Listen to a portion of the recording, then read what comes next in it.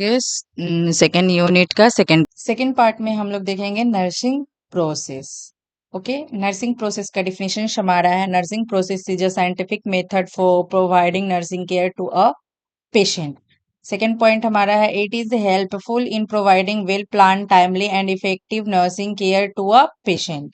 इसमें हमारा क्या बोल रहा है कि नर्सिंग प्रोसेस जो है वो एक साइंटिफिक मेथड है, मतलब एक तरीका है जो पेशेंट को केयर प्रोवाइड करती है। ठीक है, और सेकंड पॉइंट हमारा क्या बोल रहा है कि जो हमारा नर्सिंग प्रोसेस है, ठीक है, वो हमें हेल्प करता है प्रॉपर तरीके से पेशेंट को केयर देने के लिए, प्लानिंग टाइमली प्लानिंग करने में, और कैसा इफेक्टिव है ये करने में। मतलब सिंपल आप समझो कि नर्सिंग प्रोसेस एक ऐसा मेथड है जिसमें हम लोग पेशेंट को केयर देने के लिए क्या क्या केयर दे सकते हैं उसके बारे में हम लोग प्लान करते हैं, फिर पेशेंट के ऊपर अप्लाई कर लेते हैं टाइम टू टाइम। उसके बाद कैसा इफेक्टिव हुआ है मेरा प्लानिंग, उस चीज को इवेलुएट करते हैं।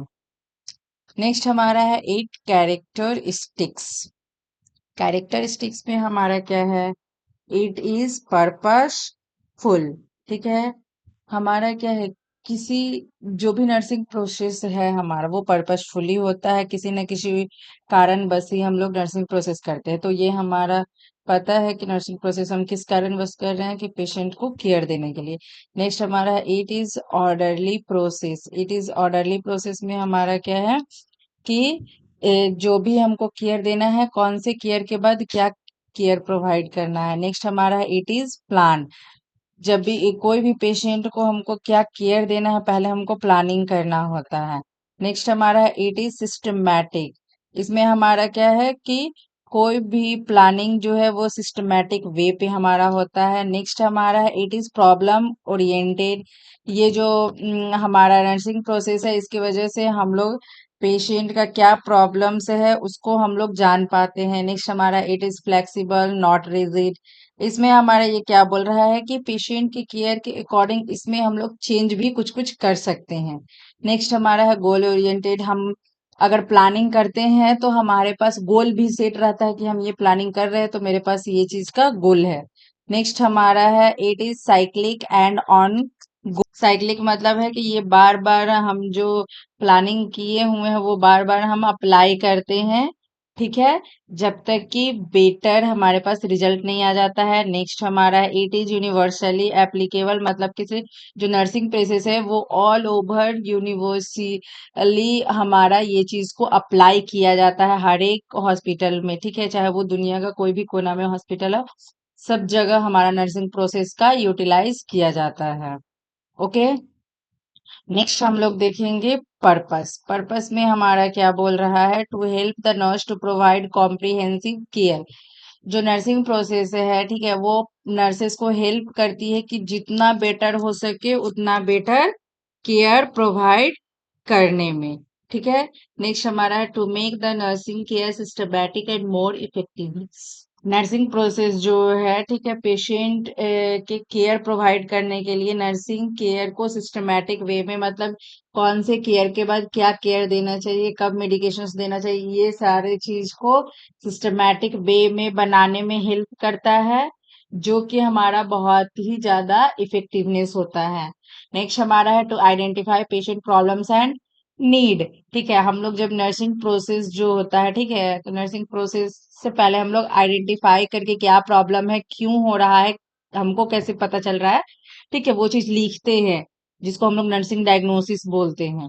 ओके, तो हम लोग उसमें क्या है, पेशेंट का क्या प्रॉब्लम्स है वो हम लोग आइडेंटिफाई करते हैं, और उसको क्या चीज का नीड है वो आइडेंटिफाई करके तब हम लोग प्लानिंग करते हैं नर्सिंग प्रोसेस में। नेक्स्ट हमारा है, to establish a plan of nursing care to meet identify health needs. इसमें हमारा क्या बोल रहा है कि जो नर्सेज जो होती है वो पेशेंट को केयर देने के लिए प्लान करती है, और वो कौन सा बेस्ड पे प्लानिंग होती है, जो उन्होंने प्रॉब्लम्स को आइडेंटिफाई किया है कि उनको हेल्थ को ठीक करने के लिए क्या चीज का नीड पड़ रहा है, उसके अकॉर्डिंग वो प्लानिंग करती है।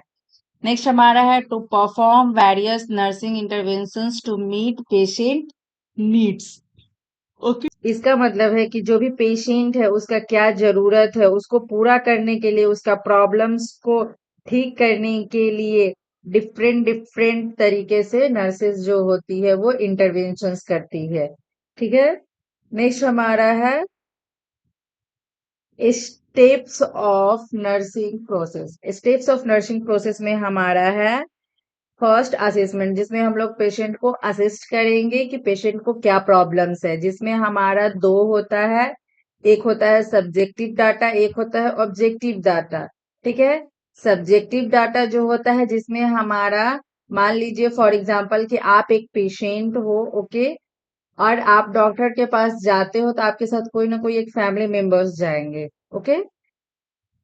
तो वहां के जो नर्सिंग के जो रहती हैं, ठीक है, जो सिस्टर रहेंगी वो आपका असेसमेंट करेगी। असेसमेंट में है कि सब्जेक्टिव डाटा के लिए वो या तो आपसे पूछेंगी कि क्या प्रॉब्लम्स हो रहा है, अगर आप होश में हो तो आप जवाब दोगे, अदरवाइज आपके साथ जो भी पेरेंट्स के तौर पे गए हैं वो जो आपके बारे में बताएंगे कि क्या प्रॉब्लम्स हो रहा है, उसको बोलेंगे हम लोग सब्जेक्टिव डाटा। ठीक है। ऑब्जेक्टिव डाटा जो वो नर्सिंग जो है वो जब आपका पूरा चेक करेगी उस टाइम में उन्होंने क्या ऑब्जर्व किया है आपके बॉडी के अंदर प्रॉब्लम, उसको बोलेंगे ऑब्जेक्टिव डाटा। नेक्स्ट हमारा है नर्सिंग डायग्नोसिस, जो अभी हम लोग आपको बोले हैं कि नर्सिंग डायग्नोसिस या नर्सिंग प्रॉब्लम्स, जिसमें है कि हम जानेंगे कि पेशेंट को अगर डिहाइड्रेशन हुआ है तो किस वजह से हुआ है, और मेरे को कैसे पता चला कि पेशेंट को डिहाइड्रेशन से। ठीक है।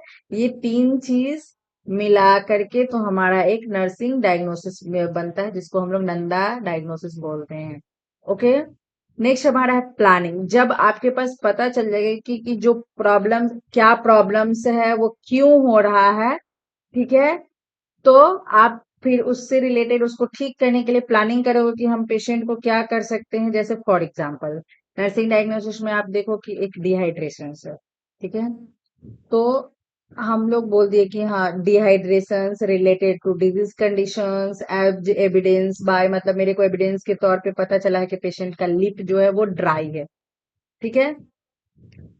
तो प्लानिंग हम क्या करेंगे कि हम उसका प्रॉपर वाइटल्स लेंगे। उसके बाद हम लोग प्लेंटी ऑफ वाटर बोलेंगे पीने के लिए, मतलब जितना हो सके पानी बोलेंगे पीने के लिए, ताकि डिहाइड्रेशन जो है वो डिक्रीज हो सके। ओआरएस का घोल पीने के लिए बोलेंगे। ठीक है। तो ये क्या हम प्लानिंग कर रहे हैं अभी, कि हम बोलेंगे।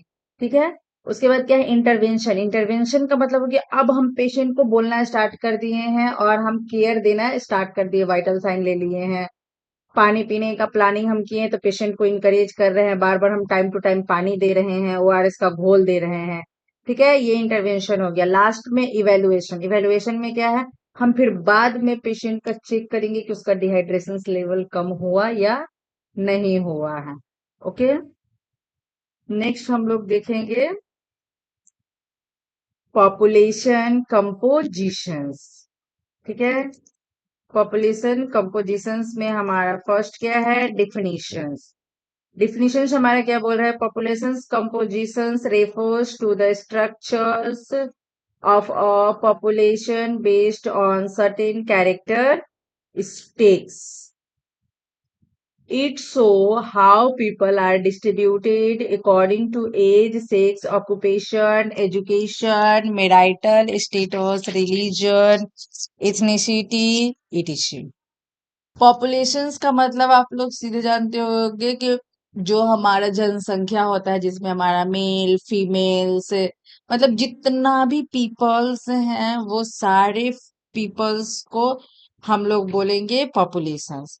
पॉपुलेशन कंपोजिशंस, कंपोजिशन में क्या होगा कि क्या क्या क्या मिल करके तो हमारा पॉपुलेशन बना है। ठीक है।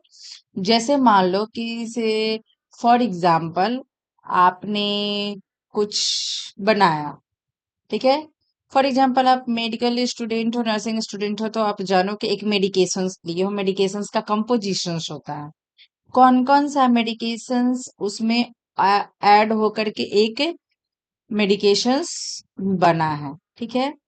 या फिर घर पे ही है, ठीक है, अगर कोई भी चीज खाने का चीज बनाया हो तो उसमें होता है ना कि हाँ तेल हो गया, मसाला हो गया, जो इंग्रेडिएंट उसमें चाहिए, वो मिलाते हो, तो ये क्या हुआ, ये सारे चीज क्या हो गए, कंपोजिशन हो गए। उसके बाद आप जो बनाना चाह रहे हैं वो एक रेडी होकर के बनता है।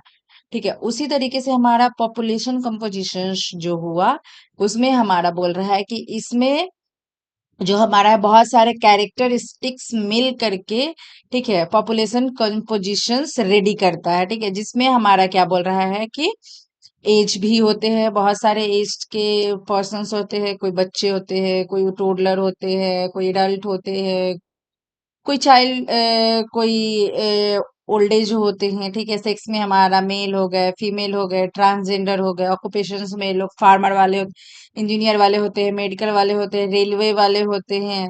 ठीक है, एजुकेशंस में है, कोई पीएचडी कर रहा है, कोई मास्टर डिग्री कर रहा है, कोई बैचलर डिग्री कर रहा है, कोई अभी अंडर ग्रेजुएट ही है। ठीक है, नेक्स्ट हमारा है मैरिटल स्टेटस, कोई मैरिड है, कोई अनमैरिड है, कोई विडो है। ठीक है, कोई डिवोर्सी है। रिलीजन में है, रिलीजन्स में हमारा क्या है, कोई हिंदू है, कोई मुस्लिम है, कोई सिख है, कोई ईसाई है। ये सारा चीज हमारा क्या है। उसके बाद इथनिसिटी, इथनिसिटी में हमारा है कि क्या बोलते हैं, कोई कुर्मी है, कोई राजपूत है, कोई भूमिहार है। तो ये सारा चीज क्या हुआ, ये सारा चीज मिल करके तो हमारा एक पॉपुलेशन कंपोजिशन रेडी होता है। ठीक है, पॉपुलेशंस पे तो हम लोग सीधे बोल देते हैं क्या, कि हमारा इंडिया का पॉपुलेशन कितना है, तो ऑल ओवर आप ऐड करके बताते हो कि इतना हमारा पॉपुलेशन है। बट इस पॉपुलेशन कंपोजिशंस में फिर क्या देखोगे कि आखिर मेरे इंडिया में अगर इतना पॉपुलेशन है तो इसमें कितने लोग किस किस एज के हैं, कितने हैं जो मेल हैं, फीमेल हैं, ट्रांसजेंडर है। ये सारा चीज मिल करके तो हमारे पास फिर क्या है, पॉपुलेशन कंपोजिशंस रेडी होता है। नेक्स्ट हमारा है कि कंपोनेंट ऑफ पॉपुलेशंस कंपोजिशंस, जिसमें हमारा फर्स्ट है क्या है, एज कंपोजिशन। एज कंपोजिशंस में हमारा क्या बोल रहा है, distribute of people in different age group. Okay, जैसे चिल्ड्रेन, एडल्ट्स, इल्डरली, जो अभी आपको बताया है। नेक्स्ट है important for planning school, job and health care. मतलब कि से इससे हमारा है कि इसे पता चल सकता है कि हमारा स्कूल, कोई भी हेल्थ से रिलेटेड केयर देने के लिए हमें प्लानिंग करने में बेटर होता है कि कितने पीपल लोग हैं जो स्कूल जाते हैं, कितने हमारा है जो कॉलेज जाते हैं, कितने घर पे रहते हैं, कितने जॉब करने वाले हैं। ठीक है, तो इसके बेसिस पे प्लानिंग करने में इजी होता है। नेक्स्ट हमारा sex composition, ratio of males to female in populations. हम लोग रेशियो पता करते हैं कि मेल कितना है, फीमेल कितना है। ठीक है, नेक्स्ट हमारा है helps assess gender related social and economic cases. इसमें हमारा क्या है, सेक्स कंपोजिशंस की वजह से हमें हेल्प होता है ये जानने में, ठीक है, ये पता करने में कि जेंडर से रिलेटेड सोसाइटी में या फिर इकोनॉमिकली क्या इशू आ रहा है। ठीक है, नेक्स्ट हमारा है रूरल अर्बन कंपोजिशंस, जिसमें हमारा है so how many people live in rural versus urban area. मतलब कि कितने लोग जो है वो गांव में रहते हैं और कितने लोग जो है वो शहर में रहते हैं। ठीक है, नेक्स्ट पॉइंट हमारा बोल रहा है useful for planning infrastructure and development program, जिसके वजह से हमें ये हेल्प मिलता है कि किस तरह का हमें प्लानिंग करना चाहिए। ठीक है, ताकि कोई भी चीज को डेवलप कर सके। जैसे आप शहर वाले हैं वो तो ऑलरेडी डेवलप्ड है, रूरल वाले हैं तो पता चलेगा कि रूरल वाले लोग कैसे रह रहे हैं, कितने लोग रह रहे हैं, तो हम प्लानिंग कर सकते हैं कि उनको कैसे फिर और डेवलप कर सकते हैं। ठीक है, नेक्स्ट हम लोग देखेंगे मैरिटल स्टेटस कंपोजिशन, जिसमें हमारा है proportion of people who are single, married, widowed और डिवोर्सी। जिसमें मैरिटल स्टेटस कंपोजिशन में हम लोग पता करेंगे कि जितने भी पीपल्स हैं उसमें से कितने लोग सिंगल है, कितने मैरिड है, कितने विडो है, कितने डिवोर्सी हैं। ठीक है, नेक्स्ट पॉइंट हमारा बोल रहा है important for social welfare and family planning services. ठीक है, जो भी मैरिड लोग रहेंगे, ठीक है, उनको हम लोग, या फिर जो सिंगल लोग रहेंगे उन लोगों को हम लोग फैमिली प्लानिंग बता सकते हैं। ठीक है, नेक्स्ट हमारा है एजुकेशनल कंपोजिशंस। एजुकेशनल कंपोजिशंस में हमारा क्या है, लिटरेसी लेवल, एजुकेशनल मतलब कितने लोग पढ़े हैं, कितने लोग अनपढ़ हैं। नेक्स्ट पॉइंट हमारा बोल रहा है helps in planning for educational facility and man power developments. Okay, इसमें हमारा है कि इसे कितने लोग, अगर पता चलेगा कि कुछ लोग ऐसे हैं जो अनपढ़ है, तो हम क्या करेंगे, एजुकेशन फैसिलिटी को और इम्प्रूव करेंगे। ठीक है, मैन पावर डेवलप करेंगे ताकि जो भी पर्सन्स एजुकेशंस वाले हैं उनको जॉब दे सके, या फिर जो लिटरेसी वाले हैं उनको भी कुछ ना कुछ चीज में हम जॉब दे सके। ओके, नेक्स्ट हमारा है topic health and allied resource. ठीक है, जिसका डिफिनीशन हमारा है health and allied resource refers to all the materials, man power, money, facility, techniques and community support that are necessary to promote, maintain and restore the health of individual and community।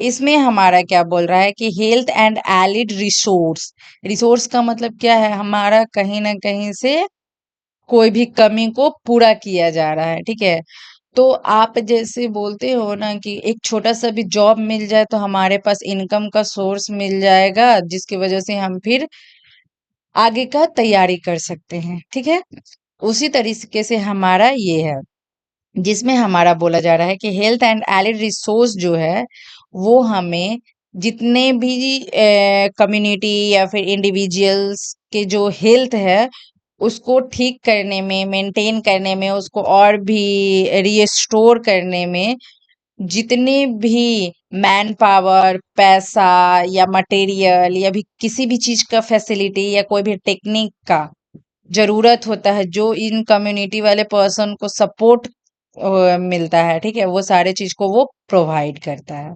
ठीक है, जैसे आप एक individual person हो, आप एक community वाले person हो, आपको अगर हेल्थ किसी भी तरह का प्रॉब्लम्स हुआ है, उसमें जो भी चीज का जरूरत है, चाहे हो सकता है वो उसमें सर्जरी के लिए किसी मटेरियल्स का नीड हो, मैन पावर जैसे किसी डॉक्टर, नर्सेस, ठीक है, पैसा का जरूरत है ताकि वो जो भी मैन पावर हम रख रहे हैं, नर्सेज ये सब को उनको दे सके। फैसिलिटी, आप लोग हॉस्पिटल में जाते होंगे तो देखते होंगे कि अरे इस हॉस्पिटल का बहुत अच्छा फैसिलिटी था, वहां पे बहुत सारा मैन पावर का मतलब है बहुत सारा नर्सेज लोग थी, डॉक्टर लोग भी था। ठीक है, मटेरियल्स, टेक्निक्स का मतलब बहुत अच्छा अच्छा टेक्निक यूज करके सर्जरी किया जा रहा था। मटेरियल्स मतलब बहुत जितने भी इक्विपमेंट का नीड होता है वो सारा इक्विपमेंट को प्रोवाइड किया जा रहा है। तो ये सारा चीज क्या है, कम्युनिटी के जितने भी चीज का जरूरत है प्रमोट, मेंटेन और रिस्टोर करने के लिए, उस चीज को वो सपोर्ट मिलता है।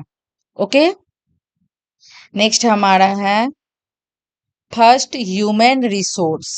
ओके, ह्यूमन रिसोर्स में हमारा क्या बोल रहा है, these are people involve in health care services. ठीक है, ह्यूमन रिसोर्स या मैन पावर का मतलब क्या हो गया कि वहां पे काम करने वाले इंसान भी तो होने चाहिए, तो उसके लिए क्या है हमारा doctor, nurse, ANM, ASHA, pharmacist, lab technician, labours, ETC, बहुत सारे ऐसे जो हैं उनको वहां पे, ठीक है, मैन पावर सीधे का मतलब है कि वहां पे लोगों का होना बहुत जरूरी है जो आपको केयर दे सके। नेक्स्ट हमारा है मटेरियल रिसोर्स। ठीक है, मटेरियल्स रिसोर्स में हमारा क्या बोल रहा है, physical items record to deliver health services. Health को ठीक करने के लिए जो जो मटेरियल का यूज होता है, ठीक है, जैसे घर बनाने के लिए बहुत सारे, घर बनाने के लिए मैन पावर का नीड होता है ना जी, लेबर होता है, मिस्त्री होता है। ठीक है, उसी तरीके से हमारा मैन पावर में डॉक्टर, नर्स, एएनएम, आशा हो गए। मटेरियल रिसोर्स में हमारा घर बनाने के लिए मटेरियल में ईंट, सीमेंट, बालू होता है ना, उसी तरीके से हमारा मटेरियल रिसोर्स भी हमारा इसी में है, जिसके लिए हमको मेडिसिन चाहिए, वैक्सीन चाहिए, इंजेक्शन चाहिए, डिसइंफेक्टेंट चाहिए, इंस्ट्रूमेंट चाहिए, मेडिकल इक्विपमेंट चाहिए ताकि हम पेशेंट को ठीक कर सके। ओके, नेक्स्ट हमारा है फाइनेंशियल रिसोर्सेज, जिसमें money allocated for health activities. ठीक है, सोर्सेस कहाँ से हमें फाइनेंशियली रिसोर्सेस, मतलब सिंपल है कि आप अगर घर बना रहे हो तो आपके पास मैन पावर में आप कर लिए हो, मटेरियल आप मंगा लिए हो, लेकिन फिर वो जो मैन पावर जो आप मिस्त्री ये सब रख रहे हो उसको भी तो पैसा दोगे आखिर घर बनाने के लिए। तो आपके पास अगर खुद का अगर पैसा कम रहा है तो आप कहीं ना कहीं से लोगे ना, या तो आप बैंक से लोन लोगे या फिर किसी से कर्जा लोगे या सूद ब्याज पे पैसा लोगे, किसी न किसी से तो आप फाइनेंशियली रिसोर्स लोगे ना। उसी तरीके से यहाँ पे है कि हमने मैन पावर तो देख लिया, मटेरियल भी देख लिया, फाइनेंशियल के लिए हम कहाँ कहाँ से मेरे पास सोर्स रहेगा। गवर्नमेंट की तरफ से, या तो सेंट्रल गवर्नमेंट जैसे एम्स है, एम्स चल रहा है, ठीक है, वहां पे ह्यूमन रिसोर्स भी है, मटेरियल भी है, लेकिन पैसा कहाँ से आता है? सेंट्रल गवर्नमेंट का आता है, ठीक है। जैसे एनएमसीएच पीएमसीएच हो गया, वो हमारा क्या हो गया, एक तरह से गवर्नमेंट हो गया। तो उसमें वहां पे जो भी पैसा है वो कहाँ से आता है? हमारा स्टेट गवर्नमेंट की तरफ से आता है। नेक्स्ट हमारा है लोकल बॉडीज। अगर छोटा मोटा अगर आपका सब सेंटर पीएचसी सीएचसी है, तो वहां पे पैसा कहाँ से आता है? या तो पंचायत से आता है या म्युनिसिपल से आता है, ठीक है। कुछ ऐसे रिसोर्स होते हैं जैसे एनजीओ, जो नॉन गवर्नमेंट ऑर्गेनाइजेशंस होते हैं, ठीक है, जिनको किसी भी स्टेट के गवर्नमेंट से या फिर सेंट्रल गवर्नमेंट से कोई नाता नहीं होता है, ठीक है, जैसे एनजीओ एंड प्राइवेट सेक्टर्स, ठीक है।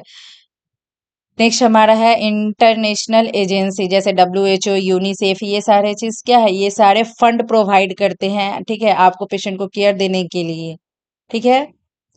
ये हो गया हमारा फाइनेंशियल रिसोर्सेस। नेक्स्ट हमारा है टेक्निकल रिसोर्स। टेक्निकल रिसोर्सेस में हमारा क्या है? Knowledge, skills and technology used in health care, ठीक है। इसमें हमारा क्या बोल रहा है कि टेक्निकल रिसोर्सेस में कि पेशेंट जो भी नर्सेज लोग होगी, वो प्रॉपर नॉलेज बेस्ड होना चाहिए, स्किल बेस्ड होना चाहिए, ठीक है। और जितने भी गवर्नमेंट की तरफ से जो टेक्नोलॉजी प्रोवाइड किया गया है, ठीक है, उसका हेल्थ केयर में यूज होना चाहिए, ठीक है। जैसे एग्जांपल में क्या है? डायग्नोस्टिक टेक्नोलॉजी और टेलीमेडिसिन, मतलब कोई में मेडिसिन हो गया या फिर डायग्नोस्टिक जो हो गया, वो टेक्नोलॉजी वहां पे यूज होना चाहिए, ठीक है। नेक्स्ट हमारा क्या है? Facility and infrastructure. Facilities and infrastructure में क्या हमारा बोल रहा है कि places where health services are provided, मतलब ऐसा थी आप ऐसे कम्युनिटी वाले मेंबर्स हो, ठीक है, तो आपके पास बहुत सारे फैसिलिटी होना चाहिए आपके गांव में, जैसे sub centre, PHC CHC, district hospital, medical college, anganwadi centre, rehabilitation centre, ये सारे क्या होता है? फैसिलिटी प्रोवाइड किया जाता है। कि मान लीजिए कि आप अगर बहुत डिस्टेंस वाले हॉस्पिटल पे नहीं जा सकते हो, तो आपके फैसिलिटी के तौर पास में sub centre, PHC CHC open होगा, ठीक है, आप लोग के एरिया में। नेक्स्ट हमारा है कम्युनिटी रिसोर्सेस। कम्युनिटी रिसोर्स में हमारा क्या बोल रहा है? Resources available with in the community the support health, मतलब वैसा रिसोर्सेस, मतलब कि से आपके कम्युनिटी में ओपन होगा जो आप जैसे कम्युनिटी वाले पर्सन्स के हेल्थ को सपोर्ट करेगा, ठीक है। जैसे हेल्प है, सेल्फ हेल्थ ग्रुप्स होगा, पंचायती राज इंस्टीट्यूशन होगा, एनजीओ होगा, लोकल लीडर्स होगा, ये सारे ऐसे पर्सन्स है जो आपको सपोर्ट करेंगे हेल्थ से रिलेटेड, ठीक है। नेक्स्ट हमारा है इन्वायरमेंटल रिसोर्सेस में हमारा क्या है? Environmental factors that support health. बहुत सारे इन्वायरमेंटल ऐसे सैनिटेशन है जो आपके हेल्थ को सपोर्ट करेंगे, ठीक है। तो उसमें हमारा क्या आएगा? Safe water supply, sanitation facility, waste disposal system, clean surrounding. अगर आप साफ पानी पी रहे हो तो आपके हेल्थ को सही में सपोर्ट वो करेगा। आसपास में साफ सफाई रख रहे हो तो कीड़ा मकोड़ा नहीं होगा, वो आपका सोर्स ऑफ इन्फेक्शंस नहीं बनेगा, तो आपका हेल्थ सही होगा। नेक्स्ट आपका है waste disposal system. Waste disposal पर मतलब किसी जो भी आपका किचन डस्ट हो या फिर कोई भी वेस्ट जो हो उसको अच्छे तरीके से डिस्पोज करना है, ठीक है। नेक्स्ट हमारा है क्लीन सराउंडिंग। आप जहाँ पे रह रहे हो, जैसे घर में रह रहे हो, घर के आसपास सारा चीज को आपको क्लीन रखना है, अपने आसपास के एरिया को, ताकि वो हेल्थ को अच्छा बना करके रखे। नेक्स्ट टॉपिक अब हम लोग देखेंगे कम्युनिटी असेसमेंट। कम्युनिटी असेसमेंट में हम लोग देख रहे हैं, community assessment is a systematic process of collecting analysis and interpreting informations to understand the health needs, resources and problems of a community. Community assessment में हमारा क्या बोल रहा है कि कम्युनिटी असेसमेंट जो है एक सिस्टमैटिक प्रोसेस है, ठीक है, जिसके वजह से हम लोग जो भी कम्युनिटी में प्रॉब्लम्स है उसको, उसके हेल्थ को क्या जरूरत है वो चीज को हम समझते हैं, क्या प्रॉब्लम्स है, क्या नीड है, उस चीज को समझने के साथ साथ उस इंफॉर्मेशन को कलेक्ट करते हैं, ठीक है। नेक्स्ट हमारा है ऑब्जेक्टिव में है आइडेंटिफाई कम्युनिटी हेल्थ प्रॉब्लम्स, मतलब कि इसे कम्युनिटी में क्या चीज हेल्थ प्रॉब्लम्स है उस चीज को आइडेंटिफाई करते हैं। नेक्स्ट हमारा डिटरमाइन अवेलेबल रिसोर्सेज, उसके बाद हम लोग ये डिटरमाइन करते हैं कि इसे जो चीज का जरूरत है वो रिसोर्सेज अवेलेबल है या नहीं। नेक्स्ट हमारा है assess community strength and weakness, ये असिस्ट करेंगे कि उस कम्युनिटी को ठीक करके कैसे मतलब स्ट्रेंथ उसका कैसे बढ़ सकता है और उस कम्युनिटी का वीकनेस क्या है। ठीक है, नेक्स्ट हमारा है प्रायोरिटी नीड्स फॉर प्लानिंग, मतलब कि जो भी असिस्ट किए हैं कम्युनिटी में कि हाँ पेशेंट को क्या क्या कम्युनिटी वाले मेंबर्स को नीड है, तो उस नीड में प्रायोरिटी बेस्ड प्लानिंग करेंगे कि आखिर फर्स्ट प्रायोरिटी हम किस नीड को हम दे सकते हैं, सबसे पहले उसी से रिलेटेड प्लानिंग स्टार्ट करेंगे। ओके, नेक्स्ट हमारा है steps of community assessment. Next steps of community assessment में हम लोग फर्स्ट देखेंगे डाटा कलेक्शन। डाटा कलेक्शन में हम क्या है, डाटा को कलेक्ट करेंगे, ठीक है, मतलब इंफॉर्मेशंस कलेक्ट करेंगे। ठीक है, कम्युनिटी मेंबर में क्या प्रॉब्लम्स है, क्या चीज का जरूरत है और वो प्रॉब्लम्स क्यों हो रहा है। ठीक है, नेक्स्ट हमारा है type of data collected. Next है डाटा एनालिसिस, कम्युनिटी डायग्नोसिस। ठीक है, जिसमें हम लोग ये चारे को एक एक करके देखेंगे।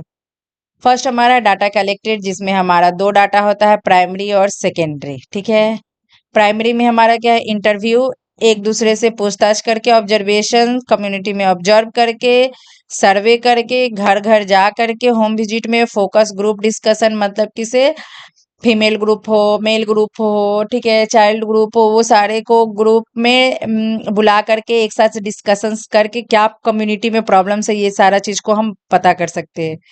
नेक्स्ट हमारा फिजिकल एग्जामिनेशंस करके, ठीक है। सेकेंडरी, सेकेंडरी डाटा सोर्सेस में हमारा क्या है, census report, hospital records, vital statics, school health records, government, मतलब हमारा सेकेंडरी डाटा है कि इसे मान लीजिए कि हम अभी अगर सर्वे कर रहे हैं, ठीक है, तो मेरे को अगर किसी चीज का नीड पड़ रहा है, किसी चीज का जरूरत है, तो मेरे पहले जो अगर पर्सन्स ने रिसर्च किया होगा या फिर जो भी सर्वे किए होंगे उनका रिकॉर्ड गवर्नमेंट में होगा, ठीक है, तो उनके थ्रू हमें रिपोर्ट्स मिलेगा, वो हमारा सेकेंडरी हो गया। ठीक है, सिंपल सा है कि प्राइमरी का मतलब हो गया कि जब हम कोई भी डाटा को कलेक्ट कर रहे हैं, और सेकेंडरी मतलब कोई दूसरा डाटा कलेक्ट किए हुए वहां से हम ले रहे हैं। ठीक है, मान लीजिए कि कोई भी पर्सन से है, कितने आंगनबाड़ी में आते हैं, तो आंगनबाड़ी के पास भी रजिस्टर बहुत सारे होते हैं कि कितने प्रेग्नेंट वुमेन्स लोग रहती हैं। ठीक है, तो हमको अगर प्रेग्नेंट वुमेन के बारे में जानना है तो हम डायरेक्ट कम्युनिटी से ना मिल करके, प्राइमरी डाटा कलेक्ट ना करके, सेकेंडरी डाटा के लिए हम आंगनबाड़ी में जाकर के वहां से उसका रिकॉर्ड को हम लेंगे। ठीक है, गवर्नमेंट हॉस्पिटल में जाकर के पता करेंगे, ठीक है, स्कूल में भी हम जाकर के पता करेंगे। ओके,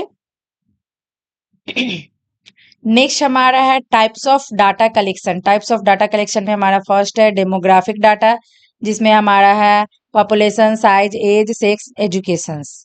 ठीक है, कितना पॉपुलेशन है, ठीक है, कम्युनिटी का साइज कितना है, ओके, एज, किस किस एज ग्रुप के वहां पे मेंबर्स है, कौन कौन से सेक्स वाले पर्सन्स प्रेजेंट है, ठीक है, कितने एजुकेटेड वाले पर्सन है, कितने नॉन एजुकेटेड वाले पर्सन्स है।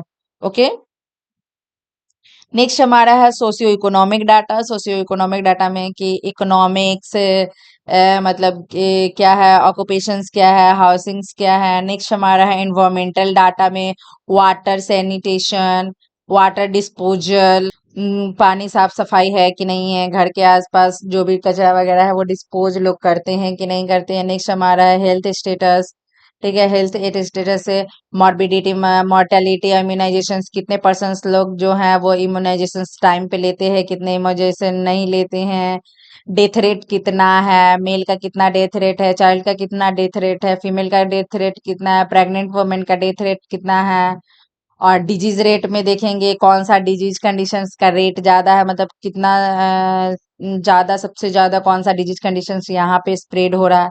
ये सारा हो गया। नेक्स्ट हमारा हेल्थ रिसोर्स में देखेंगे कि हेल्थ को ठीक करने के लिए यहाँ पे क्या क्या फैसिलिटी है, क्या क्या रिसोर्स है, जहाँ पे पेशेंट को अगर कोई प्रॉब्लम्स हो रहा है तो वो जाके दिखवा सके, हॉस्पिटल, पीएचसी, आशा। ठीक है, नेक्स्ट हमारा है थर्ड डाटा एनालिसिस, जिसमें हम लोग देखेंगे compare collected data with national standards.